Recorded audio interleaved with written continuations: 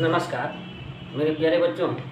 आज मैं आप लोगों को वर्ग 10 का चौथा पाठ संस्कृत साहित्य लेखिका पाठ को संस्कृत और हिंदी अर्थ व्याख्या सहित समझाने का प्रयास करूंगा और आशा करूंगा कि आप लोग अपना अपना बुक खोल करके बैठें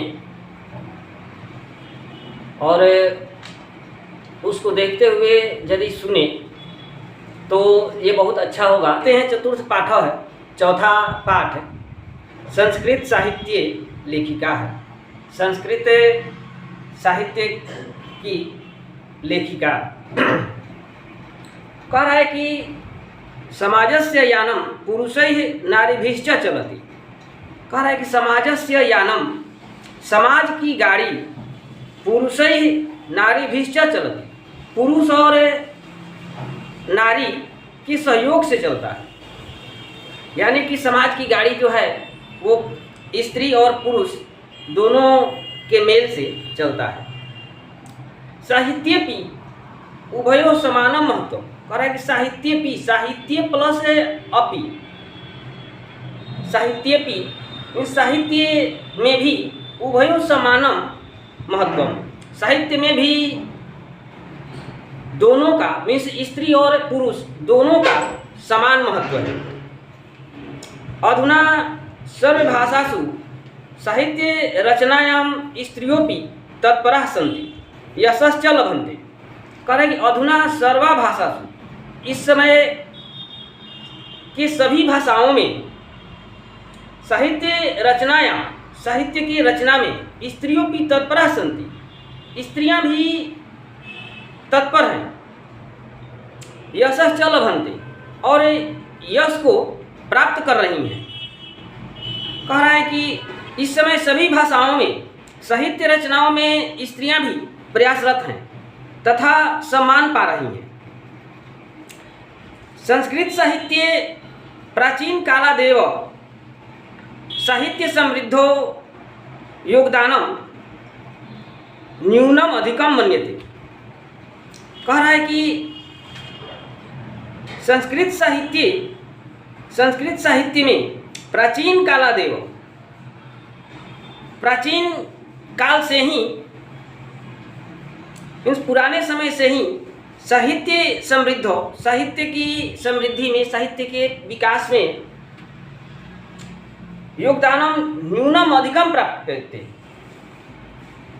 पुराने समय में भी समृद्धि के, साहित्य के समृद्धि में योगदान का न्यूनम अधिकम मीन्स न्यूनम प्लस अधिकम मीन्स थोड़ा बहुत प्राप्त होता है। पुराने समय में भी साहित्य में इनका योगदान थोड़ा बहुत प्राप्त होता है। पाठेस्मिन् अति प्रसिद्धानां लेखिका नामेव चर्चा वर्तते। ये न साहित्य निधि पूरणे तासाम योगदानम ज्ञायते। कह रहे कि पाठे प्लस अस्मिन् प्लस अति प्रसिद्धानाम, कह रहे कि इस पाठ में अति प्रसिद्ध लेखिका नामेव, अधिक प्रसिद्ध लेखिकाओं का नाम की ही चर्चा की गई है। ये ना जो साहित्य निधि पूर्णे, जो साहित्य की निधि मीन्स खजाना, जो साहित्य के खजाना को पूरा करने में या भरने में तासाम योगदानम ज्ञायते, उनका योगदान मालूम पड़ता है। इस पाठ में उन्हीं की चर्चा की गई है जिनका कि संस्कृत साहित्य के खजाने को भरने में महत्वपूर्ण योगदान प्राप्त होता है। आगे देखेंगे, विपुलम संस्कृत साहित्यम विभिन्न कविभिः शास्त्रकारैश्च संवर्धितम। कह रहा है कि विपुलम संस्कृत साहित्यम, विशाल संस्कृत साहित्य को विभिन्न कवि भी, अनेक कवियों और शास्त्रकारैश्च और शास्त्रकारों के द्वारा संवर्धितम मीन्स बढ़ाया गया है। विशाल संस्कृत साहित्य को अनेक कवियों और शास्त्रकारों के द्वारा बढ़ाया गया है। वैदिक कालादारभ्य शास्त्राणां काव्यानांच रचने संरक्षणे च यथा पुरुषः दत्ताचितः अभवन् तथैव स्त्रियोऽपि दत्तावधानाः प्राप्यन्ते। कह रहा है कि वैदिक कालादारभ्य, वैदिक तोड़ देंगे तो वैदिक कालात प्लस आरभ्य मीन्स वैदिक काल के आरंभ से ही शास्त्राणाम काव्यानांच, शास्त्राणाम शास्त्रों का और काव्यों का, शास्त्रों का और काव्यों का रचने संरक्षणे रचना करने में और उनको संरक्षण करने में यथा पुरुषः दत्ताचिता, जिस प्रकार पुरुषों का योगदान है, अभवन योगदान प्राप्त हुआ है, तथैव तथा प्लस एव उसी प्रकार स्त्रियों प्लस अपि स्त्रियां भी दत्ता धावना है प्राप्यन्ते, उसी प्रकार स्त्रियां भी तत्पर दिखीं या उसी प्रकार स्त्रियां भी तत्पर थीं। वैदिक युगे, वैदिक काल में मंत्राणाम दर्शका, मंत्रों के रचयिता न केवल ऋषय प्रत्युतः ऋषिका अपि सन्ति। वैदिक काल में, युग में मंत्रों के रचयिता या मंत्रों के वक्ता न केवल ऋषय, न केवल ऋषि थे प्रत्युतः, बल्कि ऋषिका अपि सन्ति, ऋषिकाएं भी थी। ऋग्वेदे चतुर्विंशति अथर्ववेदे च पंचा ऋषिका मंत्र दर्शन वत्यो निर्दिश्यन्ते यथा यमी अपाला उर्वशी इंद्राणी वागाम्भृणी इत्यादयः। कह रहा है कि ऋग्वेद में चतुर्विंशति है, तोड़ देंगे तो हो जाएगा चतुर्विंशति है, प्लस र है तो र का विसर्ग हो गया, इससे अ निकल गया, चतुर्विंशति अथर्ववेदे। कह रहा है कि 24 अथर्ववेद में च और पंच ऋषिका है और 5 ऋषिका है, मीन्स ऋषिकाएं मंत्र दर्शनवत्यो निर्दिश्यन्ते। कह रहे कि ऋग्वेद में 24 और अथर्ववेद में 5 ऋषिकाएं मंत्र दर्शनवत्यो, मंत्र को दिखाने वाले या ऋषि पत्नियां जो मंत्र को बोलती थी, लिखती थी, इसमें 5 स्त्रियों का वर्णन किया गया है, निर्दिश्यन्ति निर्देश दिया गया है, बताया गया है, जैसे यमी, अपाला, उर्वशी, इंद्राणी, वागाम्भृणी इत्यादि। ये 5 का इसमें वर्णन किया गया है। बृहदारण्यको उपनिषदि याज्ञवल्क्यस्य पत्नी मैत्रेयी दार्शनिक रुचिमती वर्णिता याम याज्ञवल्क्य आत्मत्वं शिक्षयति। करेंगे बृहदारण्यको उपनिषदि, बृहदारण्य के उपनिषद में याज्ञवल्क्य की पत्नी मैत्रेयी दार्शनिक रुचि मति वर्णिता, दार्शनिक रुचि का वर्णन किया गया है। कह रहा है कि बृहदारण्यको उपनिषद में याज्ञवल्क्य की पत्नी मैत्रेयी की दार्शनिक रुचि का वर्णन किया गया है। याम याज्ञवल्क्य आत्मत्वं शिक्षयति, जिनको याज्ञवल्क्य आत्म तत्व का शिक्षा देते थे। कहने का तात्पर्य ये है, बृहदारण्यको उपनिषद में याज्ञवल्क्य की पत्नी मैत्रेयी ने दार्शनिक विचार का सिद्धांत को निरूपित किया या दार्शनिक विचार वाली का वर्णन किया है। किसमें? तो बृहदारण्यको उपनिषद में इसका वर्णन किया गया है। आत्म तत्व की शिक्षा देते हैं, जिसमें याज्ञवल्क्य जो हैं वो आत्म तत्व की शिक्षा देते हैं। जनकस्य सभायां शास्त्रार्थ कुशला गार्गी वाचनक्वी तिष्ठति स्म। कह रहा है कि जनकस्य सभायां, जनक के सभा में शास्त्रार्थ कुशला, शास्त्रार्थ में कुशल गार्गी वाचनक्वी तिष्ठति स्म, बोलने वाली रहती थी। यानी कि जनक की सभा में भी शास्त्र में कुशल गार्गी जो वक्ता थी वो रहती थी। महाभारतेपि जीवन पर्यंतम वेदांतानुशील पराया सुलभाया वर्णनम लभ्यते। कह रहा है कि महाभारत में भी वेदांतानुशीलन पराया, कह रहे कि महाभारत में भी वेदांत का ज्ञान रखने वाली सुलभया वर्णन लभ्यते, अनेक स्त्रियों का वर्णन मिलता है, यह किया गया है।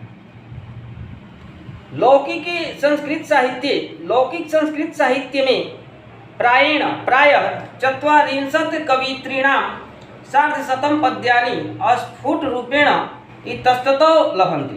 कहना कि लौकिक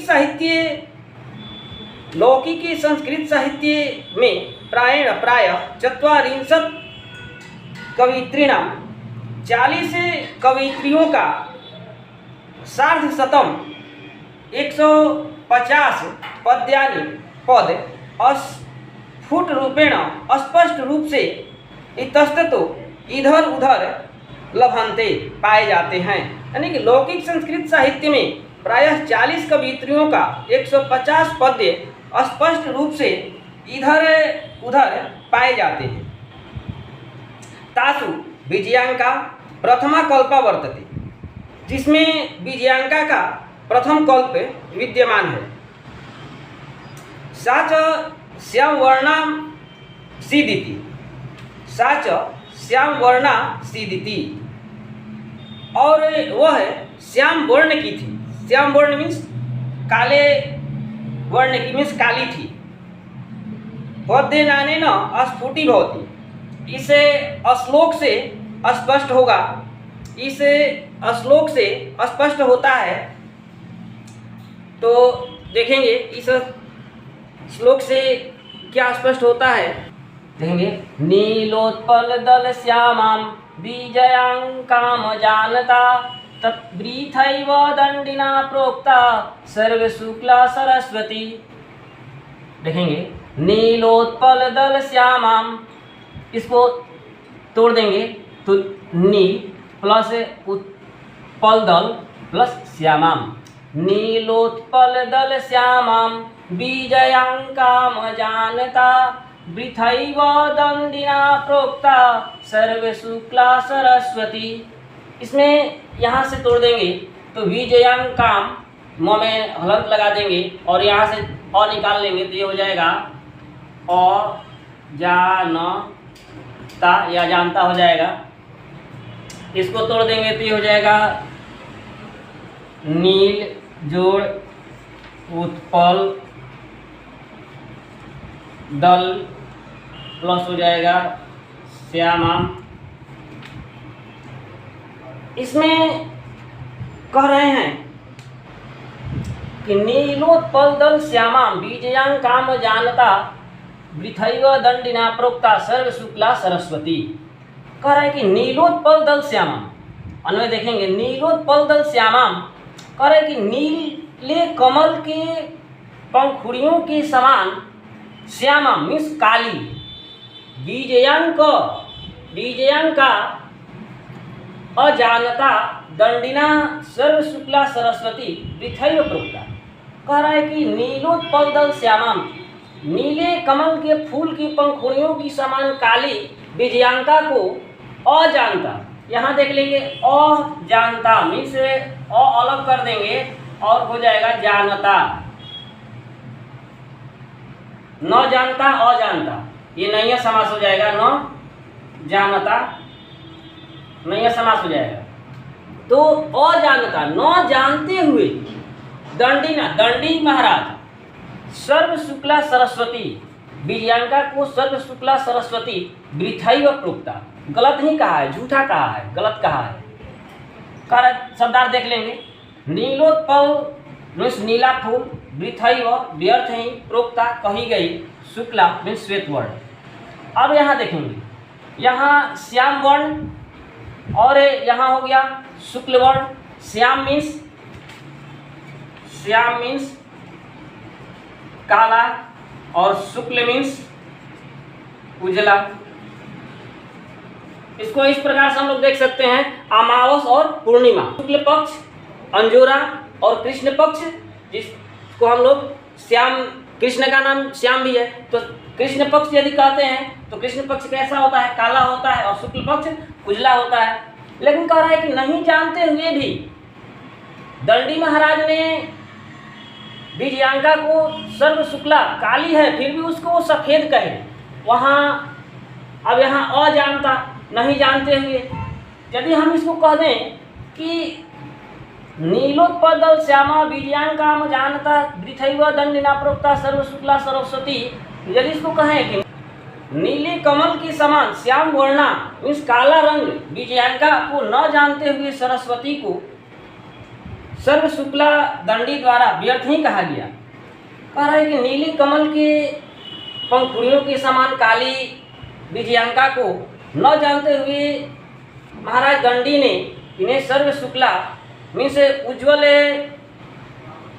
सरस्वती कहा है। तो इन्होंने जानते थे, ये जानते हुए भी उनको सर्व शुक्ला कहा था। क्वेश्चन आ जाता है कि विजयांका को सर्व शुक्ला क्यों कहा गया? विजयांका को सर्व शुक्ला उनके जो छंद थे वे सब अलंकारिक थे।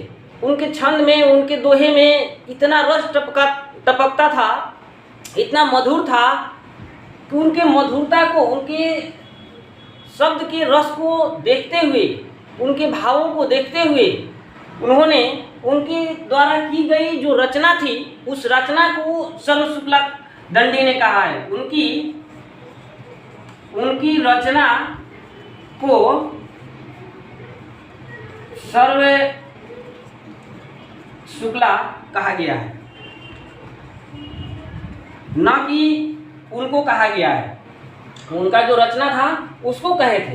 वो जानते थे कि विजयांका जो है वो काली है, लेकिन विजयांका को ही, यानी कि विजयांका द्वारा रची गई रचना, तो रचना को कहेंगे तो विजयांका को ही कहेंगे। इसलिए उन्होंने विजयांका को क्या कहे हैं? तो सर्व शुक्ला सरस्वती। किसको कहे हैं? तो विजयांका को, विजयांका को सर्व शुक्ला सरस्वती कहे हैं। थैंक यू, धन्यवाद। इसके बाद अगला देखेंगे।